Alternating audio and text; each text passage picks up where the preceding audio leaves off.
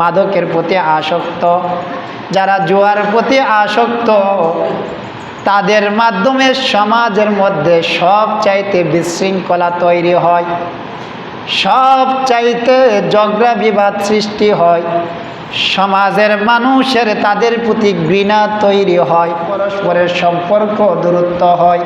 তো আমার আল্লাহ বলছেন, এই যে মদ, এই যে জুয়া, এটা হচ্ছে শয়তানের কাজ, এটা ভালো মানুষের কাজ না, এটা ইমানদারদের কাজ না, এটা হচ্ছে শয়তানের কাজ। কেন শয়তানের কাজ?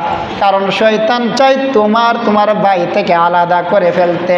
শয়তান চাই না তোমাদের সমাজটা সুন্দরভাবে চলুক, ভ্রাতৃত্ব বন্ধন হোক, বন্ধুত্ব সম্পর্ক হোক, একে অপরে মিলেমিশে চলুক, এটা শয়তান চাই না।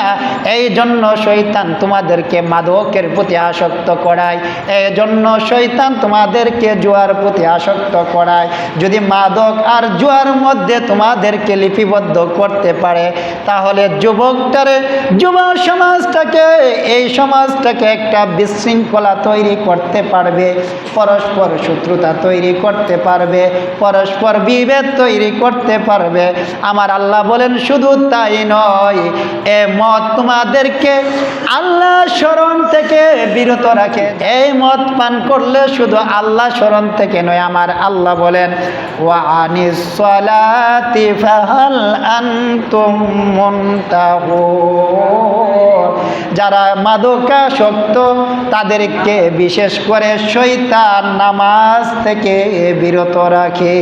আমার আল্লাহ রাব্বুল আলামিন বলেন, ও ফেরেশতারা, আমি তো মানুষকে ক্ষুধা, ক্রোধ এবং শাহওয়াত, যৌন কামনা, বাসনা দিয়ে সৃষ্টি করেছি, তারা স্বাভাবিক এগুলা করবে।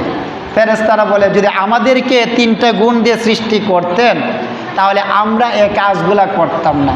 আল্লাহ বলেন, তাহলে তোমাদের মাঝ থেকে সর্বশ্রেষ্ঠ 2 জন ফেরেশতা নির্ধারণ করো, আমি তাদের মাঝে এই 3টা গুণ, কি?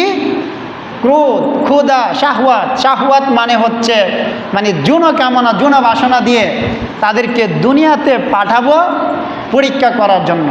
সকল ফেরেশতারা 2 জন ফেরেশতাকে নিয়োজিত করলেন। একজন ফেরেশতার নাম হচ্ছে হারুত, আরেকজন ফেরেশতার নাম হচ্ছে মারুত।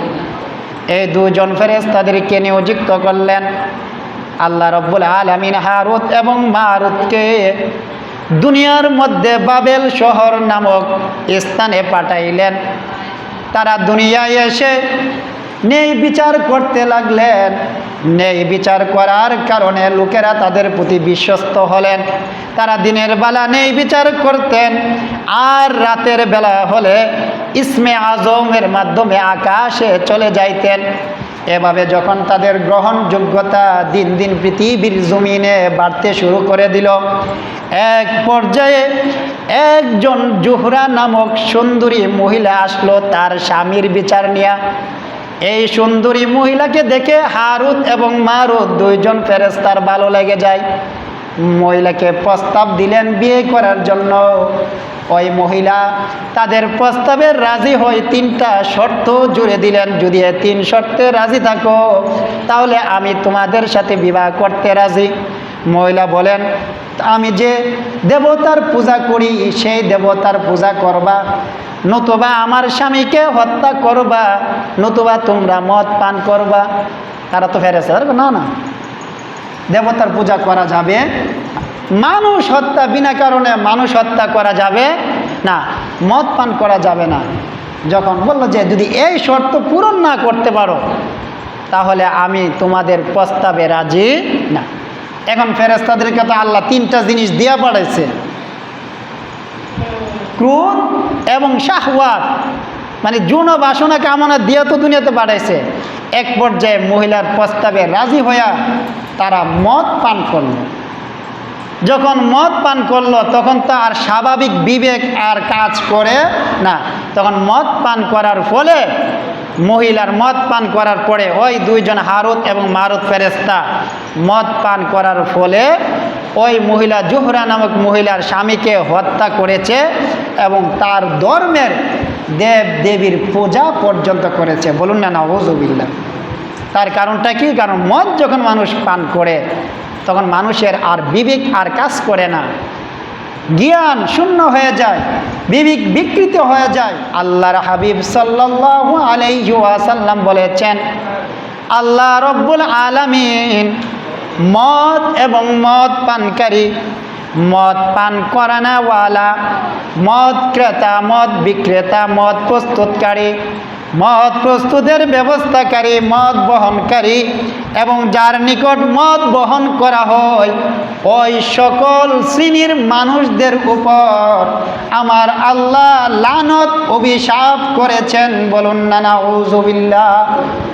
চিন্তা করছেন যে মদ পানকারী, আবার অনেকে আছে মদ পান করায়, মদ ক্রেতা, মদ বিক্রেতা, মদ যে পরিবহন করে এবং মদ পরিবহনের যে ব্যবস্থা করে দেয় এবং যার নিকে মদ থাকে, যিনি মদ প্রস্তুত করে এবং মদ প্রস্তুতের ব্যবস্থাকারী, আল্লাহ রাব্বুল আলামিন ওই সকল মানুষদের উপর লানত অভিশাপ করেছেন।